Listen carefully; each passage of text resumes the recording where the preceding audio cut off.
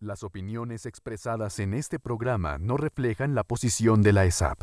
Son responsabilidad de sus realizadores. Géneros en controversia. Un encuentro entre la diversidad sexual, feminismo y la administración pública. Escucha los diálogos y reflexiones sobre lo que nos moviliza, nos apasiona y nos motiva. Te invitamos a comprender y contrastar las realidades de diferentes sectores sociales. Conduce Giovanni Suelto, administrador público y cofundador del grupo estudiantil Géneros Disidentes.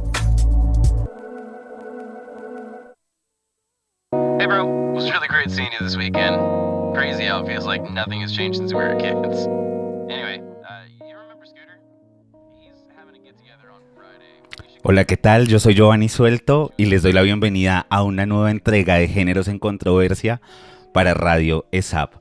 Hoy, a propósito del mes del orgullo LGBTIQ+, en este espacio donde coincide la administración pública, el feminismo y la diversidad sexual y de género, dedicamos un espacio con figuras públicas de orden nacional que defienden y promueven la garantía de derechos en los sectores sociales LGBTIQ+. Es por eso que en este espacio nos encontramos con una invitada maravillosa, una mujer que admiro mucho desde la infancia y creo que es increíble poder tenerla hoy de frente, estrechar su mano, doctora Clara López Obregón, senadora de la República por el Pacto Histórico. ¿Cómo está? Bienvenida a Géneros en Controversia, bienvenida a Radio ESAP y a la ESAP también.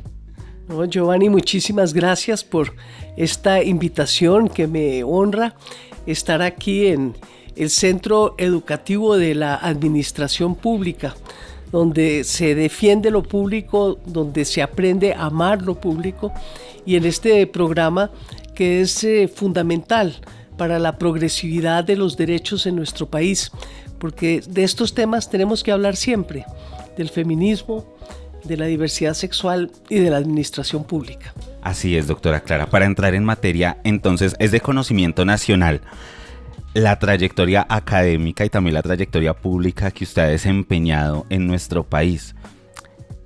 Este fin de semana tuve una maratón de Clara López en mi casa, precisamente organizando las temáticas, y encontraba que desde muy temprano en su carrera inicia con cargos de incidencia y también de decisión sobre las vidas de los ciudadanos y las ciudadanas. Y a mí me gustaría saber, luego de estos años, cuáles son esas ideas, esa ideología y también esos sentires que la han acompañado durante toda su vida pública. Yo creo que todo eso empieza en el hogar, en un hogar de un padre y una madre que no solamente pregonaban las ideas liberales, sino que las practicaban.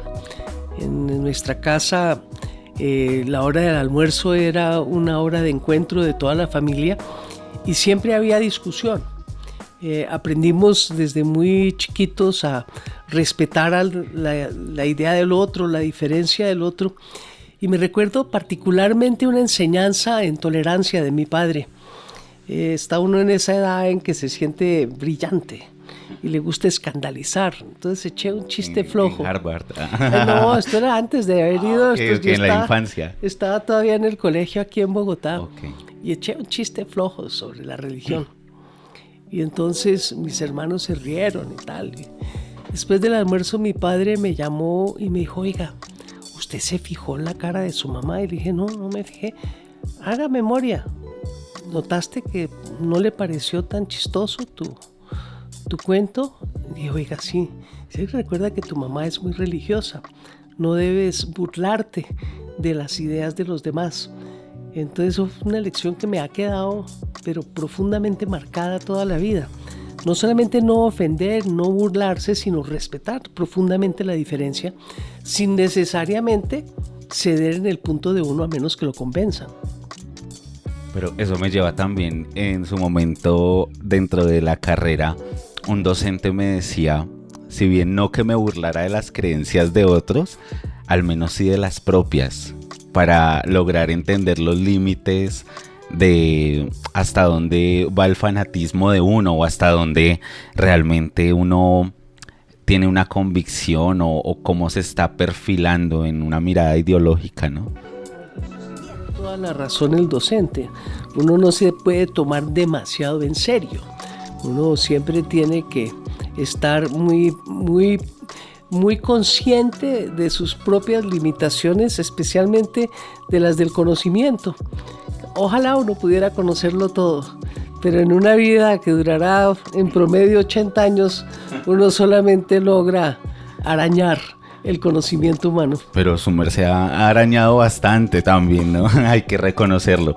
Y a propósito de eso, doctora Clara, a mí me gustaría que tuviéramos en este momento una microclase, aprovechando su presencia, de gerencia pública. Y es que su experiencia en la administración pública la ha llevado a ocupar cargos directivos de libre nombramiento y remoción, por supuesto, pasando incluso por cargos de asesora, dirigente de partidos políticos y claramente, y lo mencionaba hace un momento, pues ha estado en la Alcaldía Mayor de Bogotá.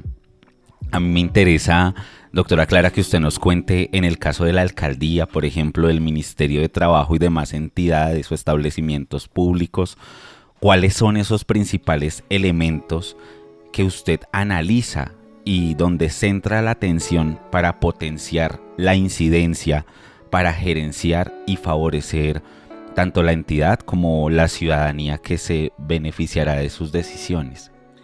Bueno, yo diría que lo primero es tener absoluta claridad sobre el objetivo estratégico que uno quiere cumplir y en el espacio de tiempo que tiene. Porque en la administración pública yo lo que me he fijado es que la gente se deja desviar de sus objetivos estratégicos porque por lo general lo urgente toma el lugar de lo importante. Entonces uno tiene que tener muy claros cuáles son los objetivos estratégicos y no dejarse desviar. Eso no quiere decir que uno no atienda las emergencias, pero que uno tiene que tomar todas las decisiones y dedicar el grueso de su tiempo a todo lo que contribuya a cumplir los objetivos estratégicos de la entidad dentro del programa de gobierno que uno haya establecido. Uno no puede hacerlo todo, entonces hay que hacer lo fundamental. Yo, por ejemplo, en la alcaldía ni siquiera contestaba llamadas telefónicas que no tuvieran que ver con los temas centrales estratégicos que estábamos buscando, y era un tema muy complejo porque en 6 meses me propuse darle un cierre al gobierno con una ejecución super plus del plan de desarrollo que venía un poco atrasado, y lo logramos precisamente porque yo me dediqué a dirigir estratégicamente los equipos de todas las secretarías en función de lo que podíamos cumplir en esos 6 meses. Y yo siento mucho orgullo porque hice eso y recuperar confianza, que fueron mis 2 objetivos estratégicos.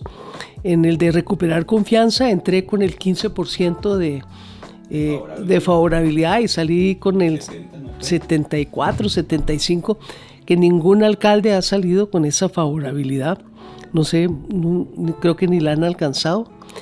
Y en lo que tenía que ver con los objetivos estratégicos, llegamos al 95% de cumplimiento del Plan Nacional de Desarrollo y del presupuesto de ese año 2011, cuando estuve 7 meses, 4 de ellos en Ley de Garantías, lo que se muestra que sí se puede. Lo que usted tiene es que planificar, orientar y liderar bien. Y en el caso del ministerio también me interesa, porque por ejemplo con esto de la reforma pensional, la reforma laboral, muchas personas dirían, bueno, pero ¿por qué Clara no lo hizo cuando fue ministra, pero ahora entonces está apoyándolo? Y responde también de nuevo al contexto, lo que su merced nos ha venido señalando. Yo no fui ministra de Trabajo en un gobierno de izquierda. Por ejemplo. Yo fui ministra de Trabajo en el gobierno de Juan Manuel Santos en función del proceso de paz. Ese fue la razón por la cual yo acepté el ministerio. Al comienzo del gobierno por la contribución que habíamos hecho nosotros votando por la paz en cabeza de Juan Manuel Santos, me había ofrecido ingresar al gabinete y yo le había dicho que no estaban dadas las condiciones, que tenía que ver cómo avanzaba esa voluntad política de paz del presidente y que si más adelante, cuando se viera que era en serio, si todavía quería que yo fuera al ministerio, pues lo haría con mucho gusto, porque uno tiene que poner su acción donde pone sus palabras. Uno no puede decir que es amigo de la paz y después no contaminarse. Entonces yo acepté finalmente en el 2016 ingresar al gobierno del presidente Santos y lo hice con los dos criterios: el de la paz, hice parte del gabinete de paz, y el de, lo dije en la primera entrevista que di, que lo más revolucionario en Colombia era cumplir y hacer cumplir la legislación laboral vigente, con todo y lo atrasada que estaba. Y me propuse en ese sentido dos cosas: el ingreso de Colombia a la OCDE, donde los estándares laborales son muy superiores a los colombianos y tenemos que subir nuestros estándares en materia de salarios y de garantías sociales, y en optimizar el sistema de inspección, vigilancia y control. La realidad es que no fue fácil, muchos obstáculos, por ejemplo, en lo que tenía que ver con la tercerización laboral ilegal, que era rampante y que todavía es bastante generalizada entre nosotros por los subterfugios que inventan, las trampitas, los truquitos legales de subcontratar no aquellos oficios que son temporales o que no son parte de la misionalidad de la empresa, sino subcontratar todo para evadir las convenciones colectivas y las garantías laborales de los trabajadores. En mi estancia en el ministerio mejoramos muchísimo la inspección, sacamos un decreto no fue un decreto, fue un concepto que finalmente después acogió el Consejo de Estado, de que un decreto que yo no pude hacer cambiar a pesar de los grandes esfuerzos que hice en tal dirección, que se podía interpretar como que autorizaba la tercerización ilegal. Nosotros dijimos que esa era una interpretación inconstitucional y por eso nunca lo aplicamos, pero posteriormente el Consejo de Estado lo declaró inexequible. Entonces hicimos mucho en ese avance, pero desde luego muy distinto a participar uno en un gobierno donde el proyecto político comprensivo que se está aplicando es el que uno comparte. Y también, bueno, vamos para allá, pero no puedo dejar de lado cuando su merced señala este proyecto político comprensivo que responde también a esa mirada de sociedad que usted ha señalado en otras entrevistas, diferente a gobiernos anteriores que de pronto respondían, o la orientación inicial era principalmente por la política de seguridad, por ejemplo. Es que en 1991 Colombia llegó a un nuevo pacto constitucional, que fue la Constitución de 1991, que todos abrazan, pero no todos acogen en su integridad. Entonces, desafortunadamente, coincidió ese nuevo pacto social que erigió a Colombia en un Estado social de derecho con la caída del muro de Berlín y la imposición a nivel global del Consenso de Washington, que era desmantelar el estado de bienestar cuando nosotros ni siquiera lo habíamos terminado de construir.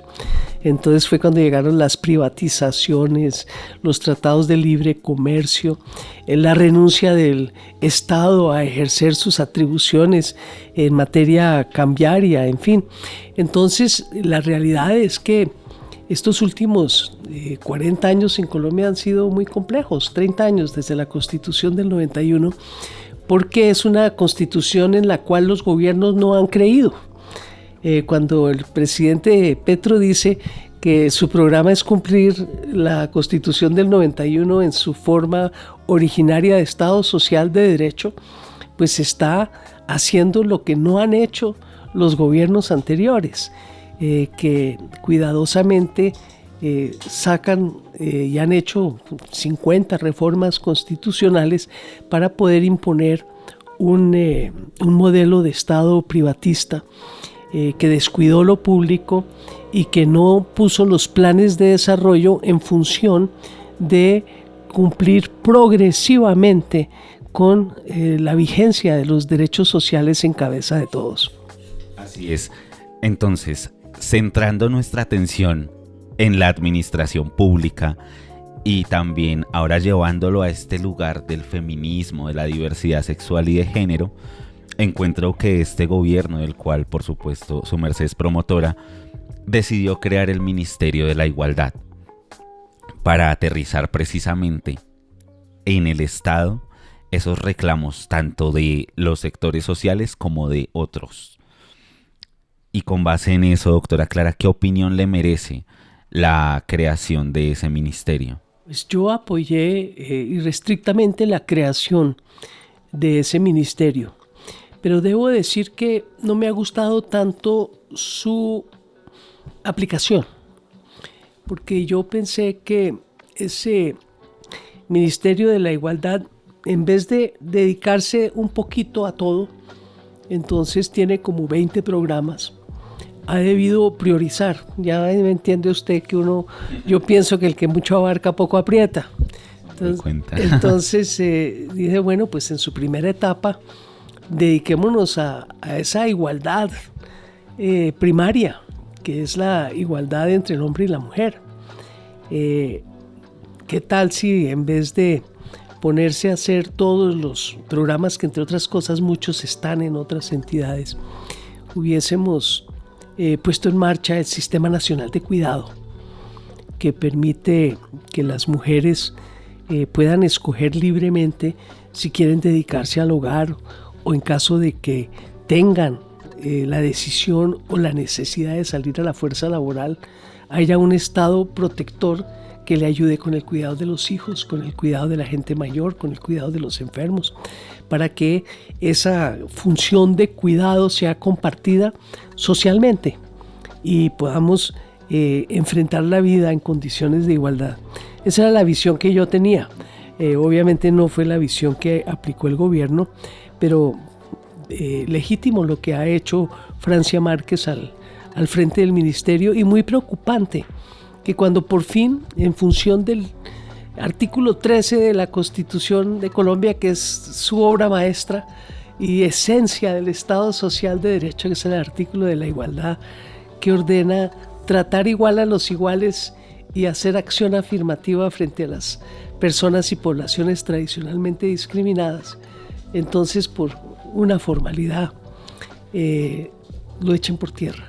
Yo creo que eso lo que muestra es que no hay voluntad constitucional, no hay voluntad de constitución, porque 2 años para que tenga vigencia, es decir, bueno, dejémoselo a este gobierno y esperemos que haya otro gobierno después que vuelva a los negocios como de costumbre y que siga ese Estado desnudo, ese Estado que todo lo subcontrata, que todo se lo entrega al sector privado y que entre otras cosas está echando agua, porque aquí y en todas partes ese modelo concentrador de la riqueza ha sido ya rechazado, y nuestro modelo propio de desarrollo, que venía en plena ejecución y que trató de enderezar Ernesto Samper en su época, pero pues no lo dejaron con el grito de la corrupción, era un Estado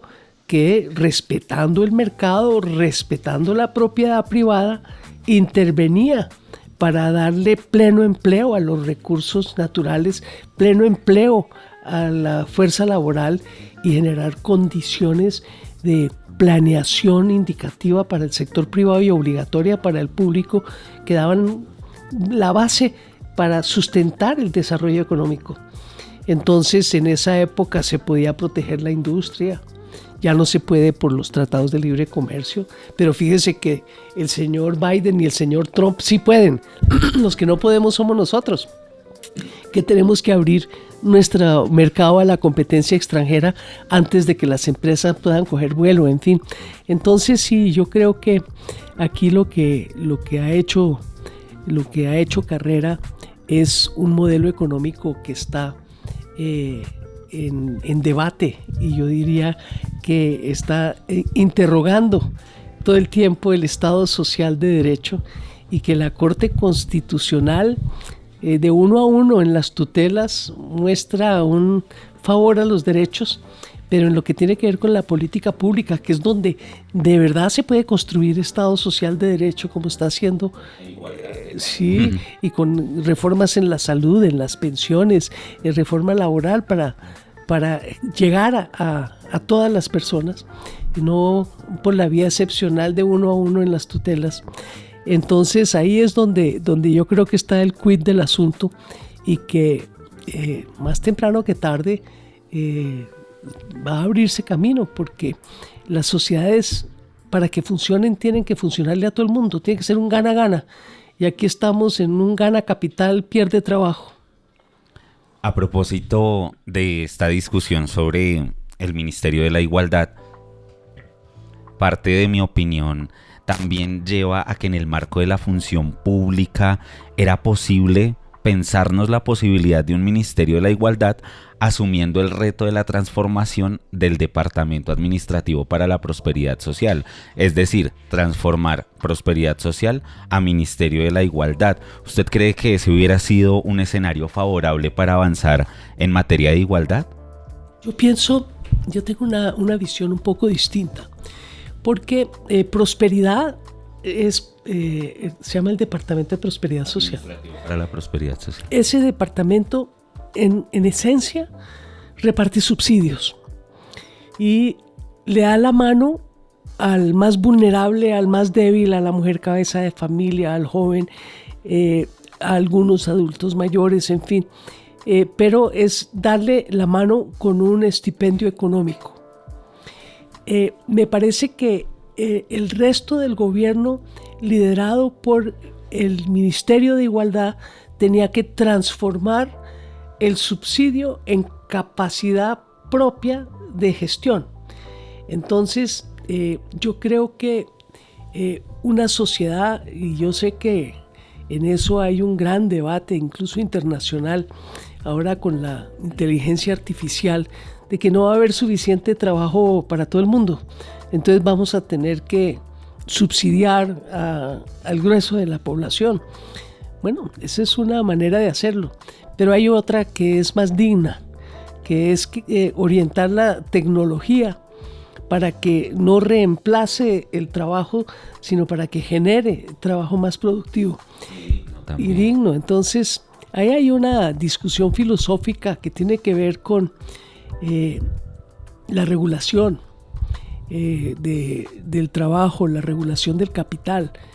Y yo creo que lo más delicado que está pasando es que, como hoy mandan son los grandes poderes económicos, principalmente los de Silicon Valley, los grandes monopolios son los de las tecnologías de la información.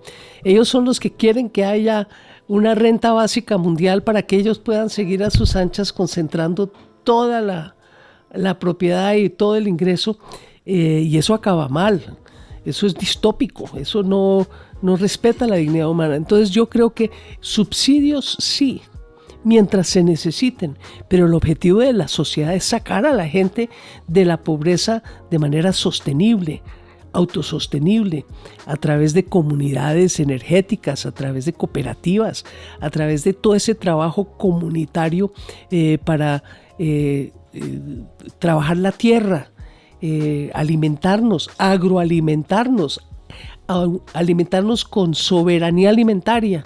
Entonces, ahí hay una gran discusión política, filosófica, ideológica que no hemos dado en el país. Pero entonces, esa transformación de prosperidad social a Ministerio de la Igualdad, ¿considera que no sería viable en la medida que seguiría como con la trampa de la transferencia monetaria? Eso es lo que yo pienso que es una trampa, ¿sí? Es para dejar es para apaciguar y no para transformar una sociedad en que todos podamos cumplir nuestro sueño de vida, nuestro proyecto de vida. Entonces, sí, yo creo que Prosperidad Social está bien haciendo lo que está haciendo y que el ministerio iba a hacer otra cosa. Pero la declaratoria de inconstitucionalidad y la falta de apoyo para poderlo volver a garantizar en el Congreso de la República me indican que es que quieren seguir igual, con un modelo concentrador de la riqueza que a la gente pues ahora la tienen toda en la informalidad, ahí viendo con el rebusque cómo hacen, pero como eso se vuelve inviable a la larga por problemas de que la gente no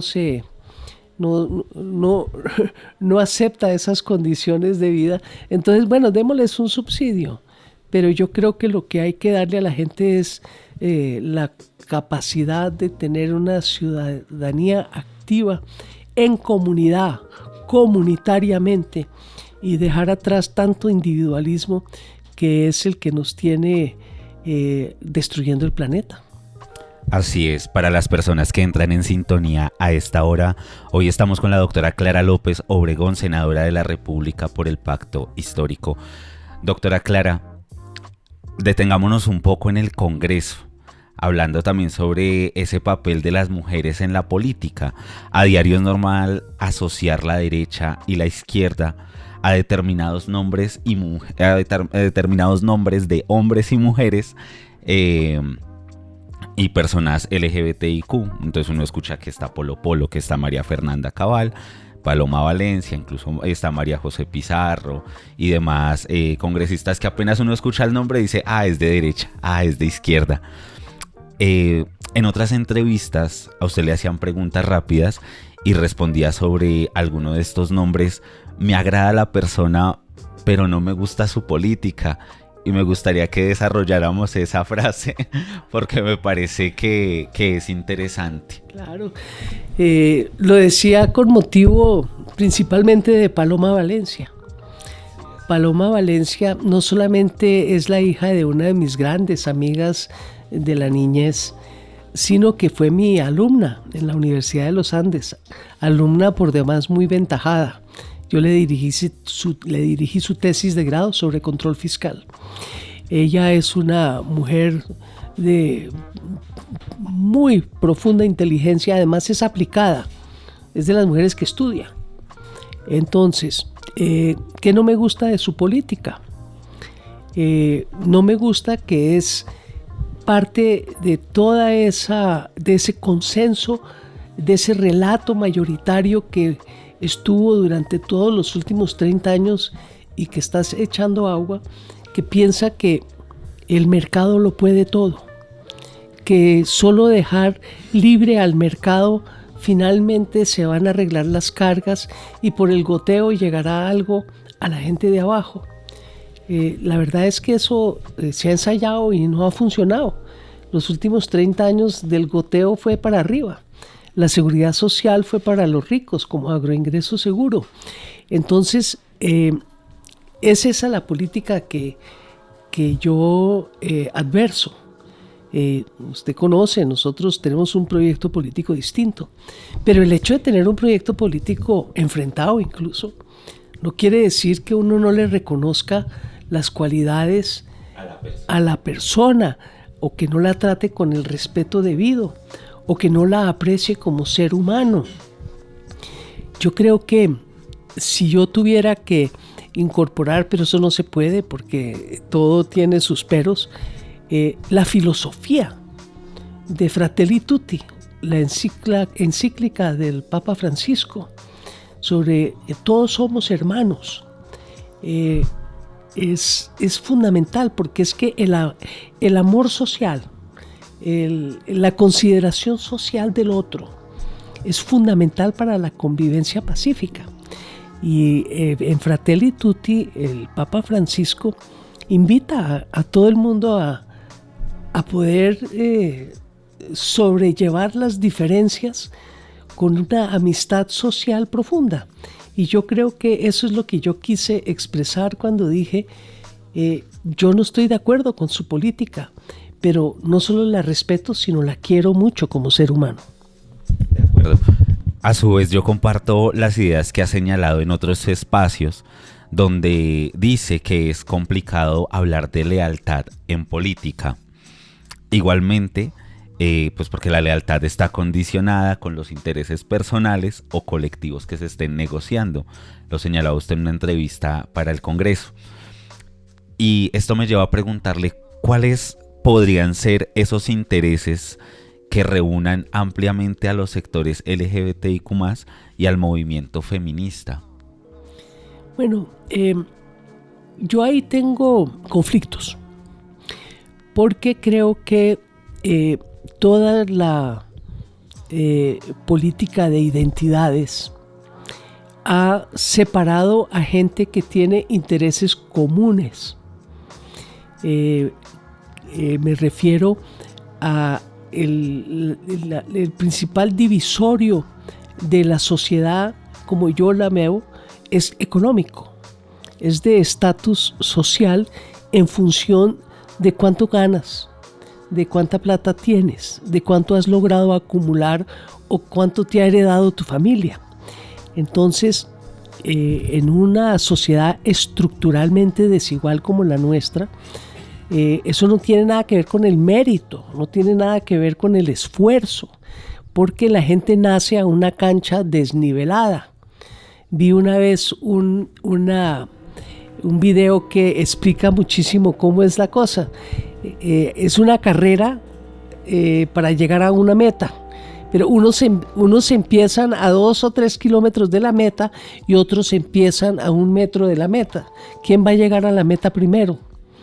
Entonces, esa desigualdad estructural me parece que es común a todos los seres humanos y que todos tenemos que luchar por los derechos colectivos e individuales de los distintos sectores, pero nunca perdiendo de vista esa hermandad y ese interés común.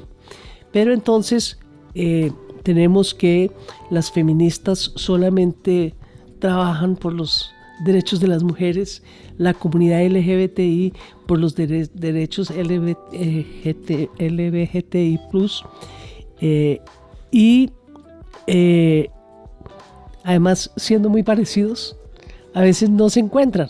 Hay algunos sectores donde sí se hermanan, pero el día que salen los maestros a pedir que no privaticen la educación, como deben estar saliendo hoy, pues no está necesariamente acompañándolos el movimiento feminista o el movimiento LGBTIQ+. Me está haciendo falta la Q. Entonces, fíjese usted cómo es de complicado.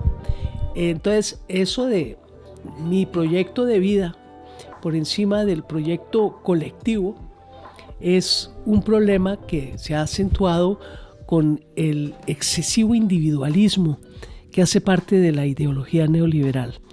Y eso nos ha separado, nos ha vuelto tribus, nos ha diseminado en grupos aparentemente que no se conversan, que no se tocan, cuando si nos hermanamos podemos avanzar mucho más rápido en la lucha fundamental de luchar contra la desigualdad estructural que es parte de todas las demás desigualdades. Eso me lleva a pensar a su vez que puede ser parte de las apuestas sobre la discusión alrededor de la constituyente actual, donde se dice hay unas vías democráticas establecidas en la Constitución y es invitar a que en esa atomización de la sociedad se permita reconocer y entender cómo mi lucha conecta con la de otros y otras, y en esa medida movilizar a la ciudadanía. Muchísimo en la explosión social del 2019.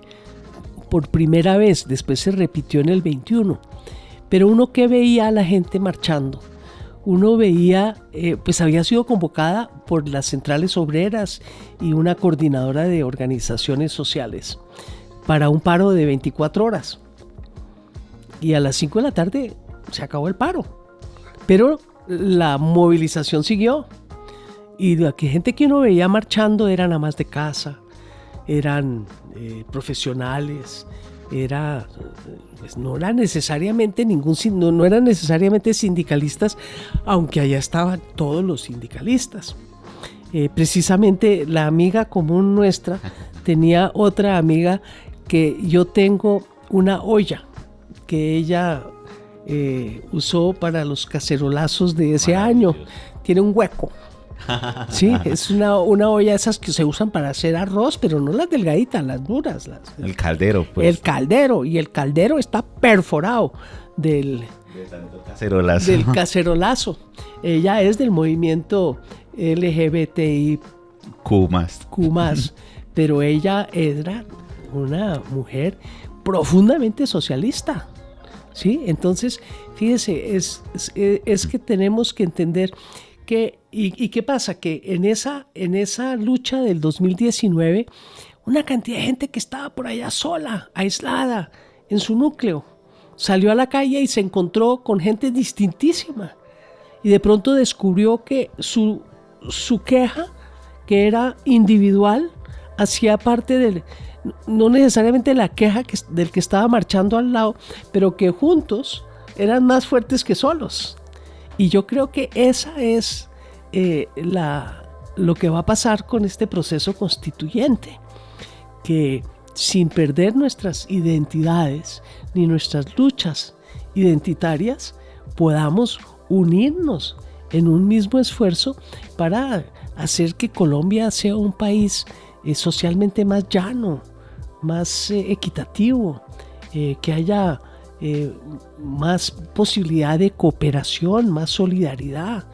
Es que vivir el mundo solo es muy difícil, es algo casi que salvaje y es algo en contraintuitivo para el ser humano, que siempre pudo sobrevivir y evolucionar porque vivía en comunidad. Pero que también es parte de las trampas o grandes logros del sistema mismo, ¿no? O sea, el sistema, la forma en la que aliena a la persona, que la saca de sí mismo. De que sean unos individuos solos, egoístas, en vez de hermanarse con los suyos para protegerse de la explotación. Así es.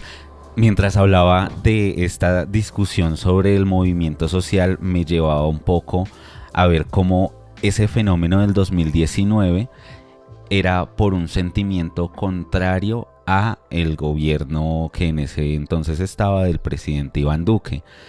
Y creo que uno de los retos entonces en este momento de convocar, por ejemplo, a una asamblea constituyente es precisamente dar a entender de que o traducir esa frustración que se puede sentir frente a cómo se limita o se colocan obstáculos a las reformas o al anhelo de cambio. Entonces es más difícil llevar a ese nivel de conciencia a la ciudadanía y decirle, movilícese porque lo estamos intentando desde el gobierno, pero hay unos otros y otras que nos están colocando el palo en la rueda. Imagínense que es hasta más complejo que eso.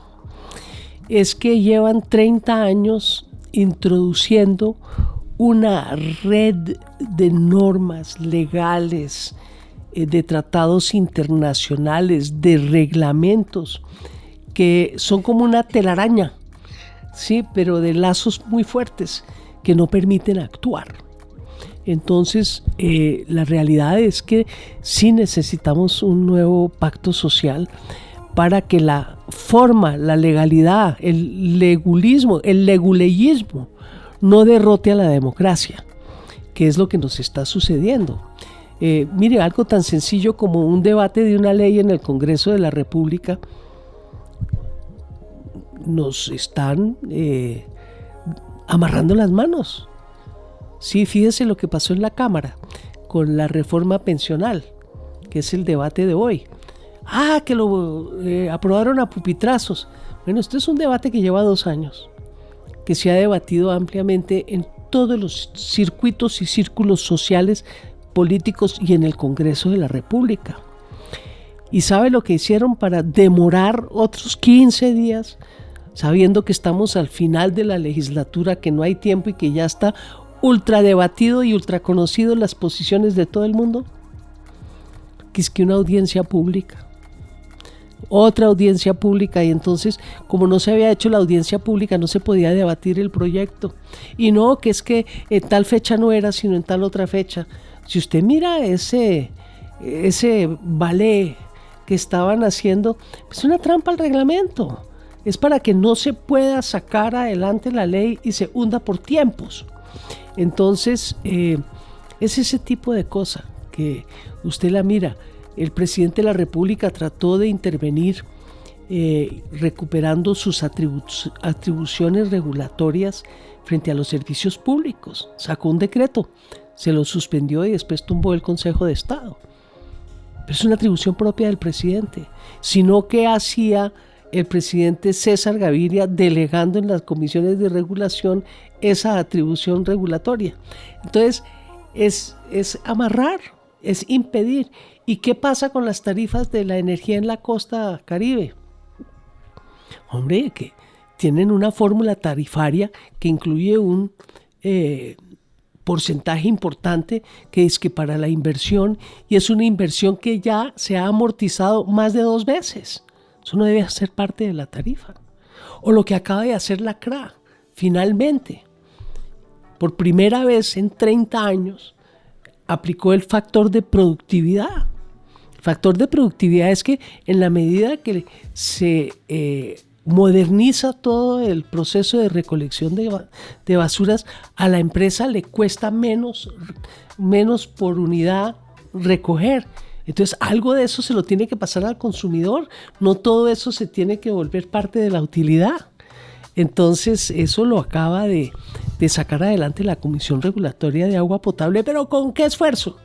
Entonces fíjese, es decir, oiga, dejemos que hagamos un nuevo pacto social para que todas estas regulaciones se puedan unas eliminar y otras interpretar pro público, pro consumidor, pro gente de a pie, y no todo pro capital, pro empresario, pro corporaciones, porque fíjese, ¿qué capitalismo hay si todos son monopolios?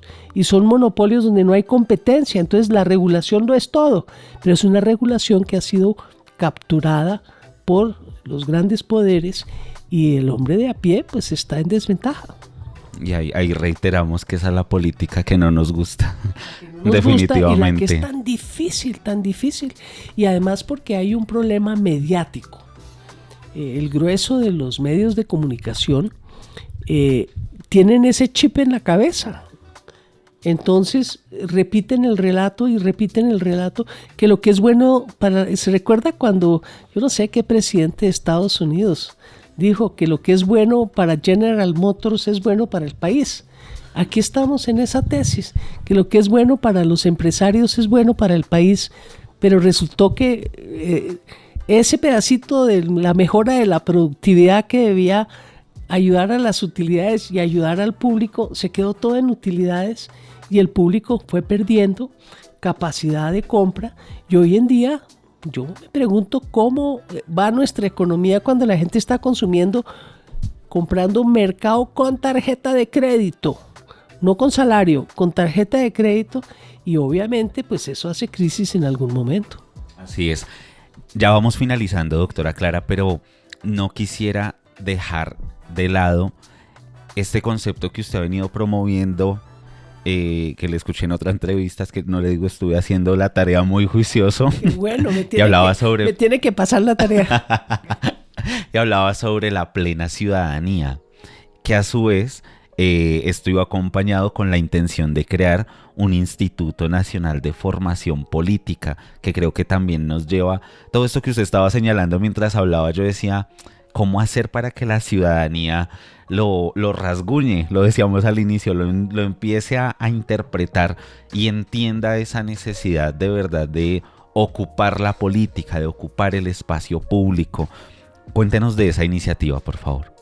Bueno, yo durante pues toda mi vida política he procurado, ¿sí?, hacer escuela política y mucha conferencia. Invito conferencistas, debatimos los temas de interés nacional. Pero creo que eso hay que estructurarlo hoy en día en función de una cátedra mucho más amplia, de generar, por decirlo, multiplicadores de multiplicadores, porque hay que llegar hasta el último confín de nuestra patria con un mensaje de contenido político de qué es ser colombiano, qué significa ser ciudadano, cuáles son mis deberes bajo la Constitución, a qué derechos puedo aspirar realmente, no persinándome por la mañana esperando en la vida eterna, sino no aquí en este mundo, para mí, para mi familia. Entonces yo creo que eso, la manera de hacerlo es generar un instituto de capacitación, de formación política, para que los distintos liderazgos en los distintos frentes puedan hablar un lenguaje común de constitución, de ciudadanía activa, de generación de poder popular. Y quiero decir que mi instituto, el que yo vislumbro, pues no es un instituto neutral, no. Es un instituto que promueva las ideas sociales que han inspirado a tanta gente en este país a tantos sacrificios, y que esa posibilidad real de cambio pues necesita cuadros que sean capaces de ir de casa en casa como hacíamos nosotros en nuestra juventud, llevando el mensaje. Yo le decía a mis amigos de izquierda que tal vez yo uso la palabra equivocada, es que tenemos que evangelizar. Proselitizar no, concientizar sí, y cualificar a la ciudadanía. Cualificar, pero pues uno no puede cualificar a 20, 30 millones de personas. Para eso está todo nuestro sistema educativo, los medios de comunicación, pero la idea nuestra sí es cualificar nuestros cuadros del cambio para que lleven el mensaje de qué es ser un ciudadano o una ciudadana activa en una sociedad desigual. Que a su vez me lleva, bebiendo también de las fuentes del feminismo, sobre la interseccionalidad. A veces es complejo en el marco de trabajar para la participación ciudadana, en pro de la participación ciudadana, esas limitaciones que puede llegar a tener un ciudadano o una ciudadana donde le interesa, pero definitivamente no puede, simplemente no tiene 2 horas, uno diría que son 2 horitas, pero esas 2 horitas para poder sentarse tanto para ir a promover el cambio, como para sentarse a escuchar, y es entrar a jugarnos. Ya le tiene que llegar, así es, ese es el reto. Una persona que reúna a las 6, 8 de la noche al grupo familiar, al grupo de vecinos, y de la conversa, ¿no? Eso se tiene que hacer y se puede hacer. Ese es el proceso constituyente del que habla el presidente de la República, generar poder popular consciente de qué es ser un ciudadano en Colombia bajo un Estado social de derecho. Así es. Para finalizar, en Géneros en Controversia contamos con una sección que se llama Géneros en Contexto. Ahí nuestros invitados e invitadas nos cuentan de qué andan leyendo por estos días, qué le recomendamos a la audiencia, qué libro la está acompañando por estos días, doctora Clara, en la mesita de noche, en la cartera. Oiga, acabo de llegar de México, de las elecciones, y un grupo de jóvenes me ha regalado un libro de Enrique Dussel sobre los grandes rasgos de nuestra identidad latinoamericana.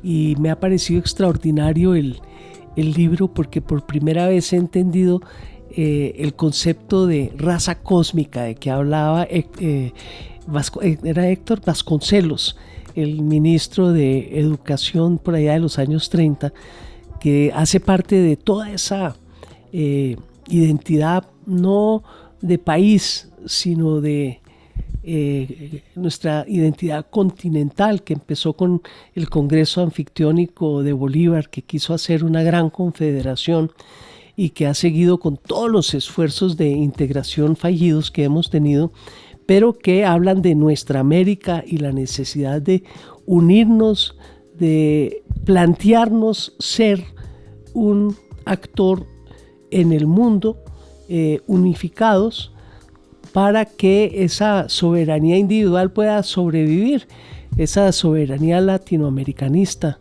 que están defendiendo en los BRIC Brasil, que fue lo que trató de hacer UNASUR, pero lo satanizaron porque se le había ocurrido, la idea era a Chávez y no a otro. Pero en fin, nosotros sí tenemos que integrarnos y entender nuestra propia historia, nuestras propias raíces, hasta biológicas, que vienen. Él habla de cómo los originarios de América vienen no de América, sino del centro de Asia, de la parte sur del desierto de Gobi, y cruzaron por los estrechos de Bering y poblaron a toda América hace 30.000 años. Entonces es interesantísimo, es el único continente que tiene todas las culturas, ¿sí? La asiática, la indoeuropea, la africana, la autóctona, en fin, todas. Este es el verdadero compendio de toda la humanidad. Bueno, pues doctora Clara, muchísimas gracias por la recomendación. Por último, ya agradecerle por su presencia en este espacio, agradecerle por su incidencia en el país, por legislar también a favor de los sectores sociales LGBTIQ+, por el movimiento. Interrumpo, y también me dieron las feministas un diccionario del feminismo que voy a compartir con usted. Buenísimo. Buenísimo, entonces yo lo compartiré de paso con la audiencia si es posible, o al menos la recomendación, les tomamos la fotico y les decimos este es el libro, lo pueden adquirir. El mensaje para los y las estudiantes de administración pública en Colombia y para los servidores, servidoras públicas que nos escuchan a través de Radio ESAP. Un saludo fraterno y sororo. Yo soy una persona que ama lo público, que ama a la ESAP. Yo hace muchos años fui profesora aquí. Es la esencia de poder sacar adelante el país. Aprender de política pública, aprender de administración pública y dirigir los destinos comunes de nuestro país. Entonces aquí es donde se aprende a ser un verdadero colombiano, una verdadera colombiana, y me siento muy cercana a esta institución. Muchísimas gracias, doctora Clara, por aceptar nuestra invitación. Para usted que nos acompañó hasta este punto de la entrevista, muchísimas gracias por su audiencia. Nos encontramos cada jueves a las 9 de la mañana en una nueva entrega de Géneros en Controversia. Hasta pronto. ESAP, 65 años de futuro. Colombia, potencia de la vida.